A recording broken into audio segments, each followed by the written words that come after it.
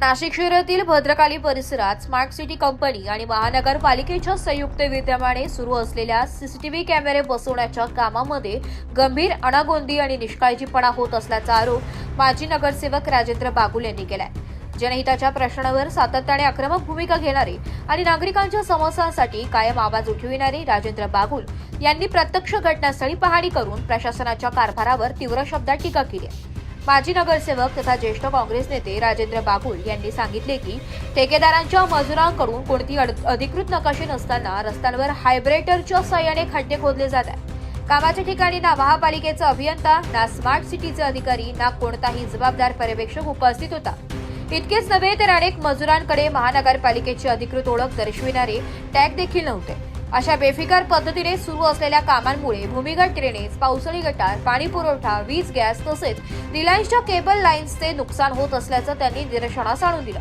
या निष्काळजीपणाचा फटका नागरिकांना बसत असून भद्रकाली आणि शिवाजी रोड परिसरातील पाणी पुरवठा लाईन फुटल्याने कालपासून हजारो लिटर शुद्ध पाण्याचे पाणी गटारीत वाहून जात आहे। एका बाजूला नागरिकांना पिण्याच्या पाण्यासाठी संघर्ष करावा लागत असताना दुसऱ्या बाजूला प्रशासनाच्या दुर्लक्षामुळे अमूल्य पाणी वाया जात असल्याबाबत बागुल यांनी तीव्र संताप व्यक्त केला।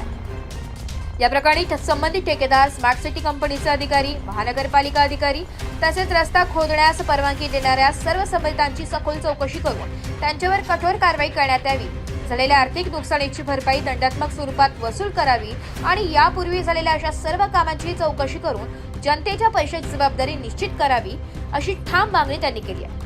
नाशिक वाचवा मोहिमेच्या माध्यमातून शहरातील नागरिकांच्या हक्कांसाठी सातत्याने लढा देणारे माजी नगरसेवक राजेंद्र बागुल हे पुन्हा एकदा जनतेच्या प्रश्नांवर रस्त्यावर उतरले असून प्रशासनाच्या निष्काळजी विरोधात तीव्र आंदोलन छेडण्याचा इशाराही त्यांनी दिला।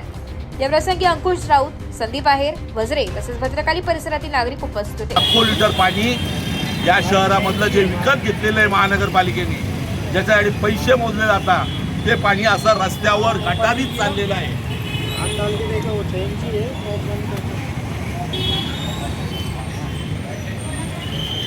कालच महासभेमध्ये विषय झाला, याला महानगरपालिकेची परवानगी नाहीये, हे खोदायला परवानगी नाहीये आणि याचे डायव्हर्मेंट चार्जेस भरलेले नाहीये।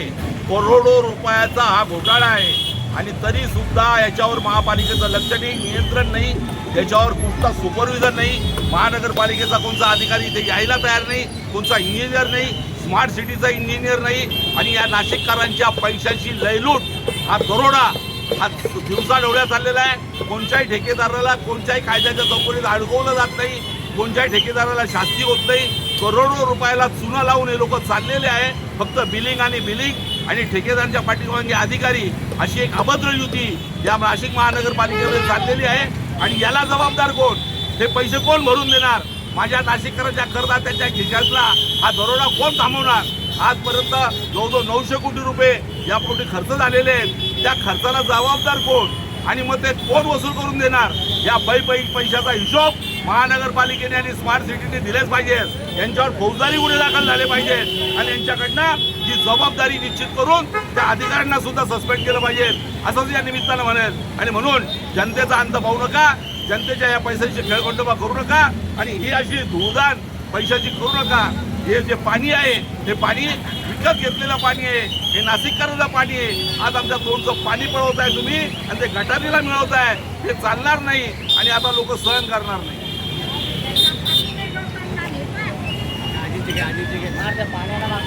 बोला बोला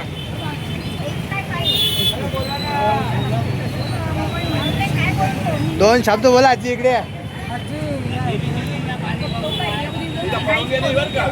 आपल्याला नळ घ्यायचा ना, नकाशा द्यायला लागतो, गव्हर्नमेंट चार्जेस पाणी नाहीये, पाणी आपण त्याच्यासाठी त्याची आराधना करतो आणि हे वाया जातं। तोंडात त्याला इकडे बोलवा माझ्याकडे। ब्युरो रिपोर्ट, नाशिक लोकशाही न्यूज, नाशिक।